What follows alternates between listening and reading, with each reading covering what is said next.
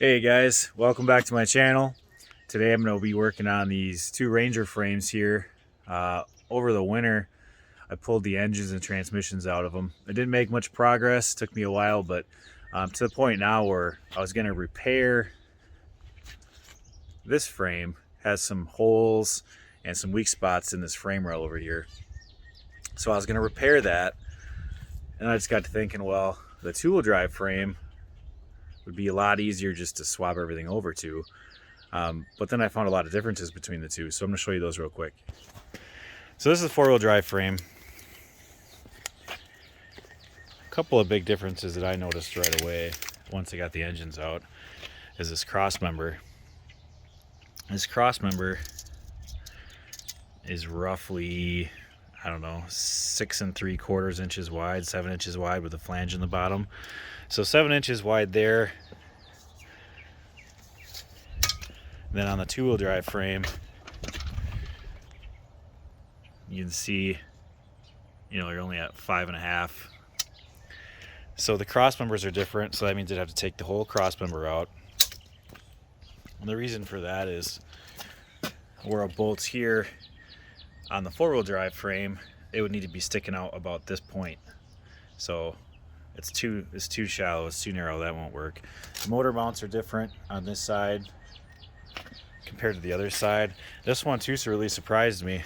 The coil buckets, I noticed if you look at them, this is on the two-wheel drive. It says R 4x2, so I'm thinking maybe a Ranger 4x2. So the coil bucket on the two-wheel drive is actually different than it is on the four-wheel drive. And this one is the four-wheel drive. And if you can see it in there,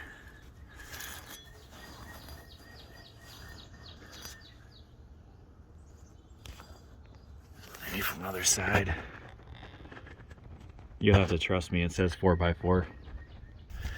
And if you look at them,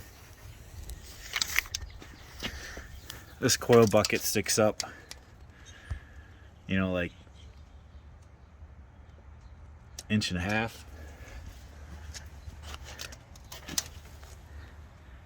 And then this one is quite a bit higher, as you can see.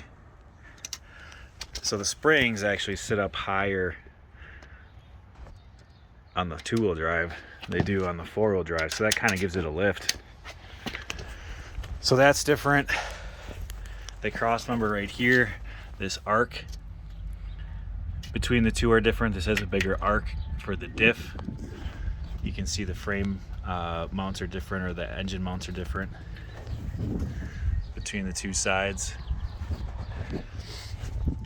So I got to thinking again, well, I'm gonna have to take the cross members out, I'm gonna have to spread the frames, and then you get into this area. This is riveted on, where this one over here, this two-wheel drive frame is welded on, and it's fully boxed because it's 2 years newer, so it's got the crumple zones. So I've been back and forth about what to do, and from what I can tell, the frame on the four-wheel drive and the frame on the two-wheel drive are the same from the cross member all the way back. So I think instead of trying to replace this part of the frame, I don't know if you've watched the other videos, but the frame was pretty bad, so I cut out the rotted part. But the more I looked, it's rotted under here too. And the sidewall is really scaly and thin. So I have to replace everything underneath this corner, or underneath this cross member.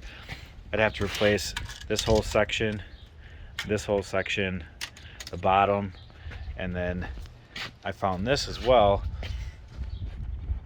inside the shock mount. It's all rust jacked, and it's actually pushing the frame out right there, and that's actually already burst through. So the two-wheel drive frame is in great shape, doesn't have any holes, any rust, any scale on the inside. It's clean, but the front's different. So I'm going to cut this frame in half, and I'm going to cut this frame in half. And then I'm going to take the rear part from this, and I'm going to roll it over here and weld it back together.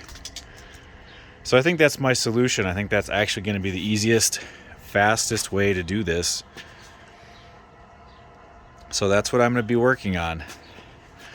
There's a lot of different ways to cut frames, shorten frames, lengthen frames. I'm just going to cut them in half and put them back together. I'm not shortening or lengthening. But I know a lot of guys, they'll just cut the frame, which is, I think, the weakest way to do it. A lot of guys will cut a diagonal, which is stronger. You have more weld surface area, and it spreads out the leverage on the frame, and you have more weld area, so it's stronger. I think what I'm going to do is I'm going to cut it down here, and then I'm going to come forward. I'm going to cut it down here. So that gives you the most weld area, and it spreads out that stress. So I'll do that to both frames, and then when I'm done, I'll come in on the inside with a fish plate. I'll take a section of frame, cut like a diamond shape, and then I'll put that on the inside of the frame, and I'll weld that in. So again, that'll distribute the stress and the load in a bigger area, so that frame will never bend or collapse in that point. And I looked around for quite a bit, and I think that's the best place to do it. It's going to be right in the middle where this hole is, and then on the other side where that hole is. Both frames have those holes, so it's a good reference point for me to make my cuts intersect those holes, or at least measure off those holes. So that's the plan. I'm going to start measuring and cutting today. I'll take the fuel lines and electrical from both frames and disconnect those so we can reuse them. But this frame actually is a lot nicer. There's no rot in this frame at all. It's got maybe a little more surface rust than the other one, but there's no holes. You know, for the Midwest Wisconsin truck, it's what I would consider super clean. Maybe someday I move down to a non-rust belt state, and then I'll actually get to work with stuff that is rust free. But yeah, and then we're gonna have to swap this axle and leaf spring over this frame.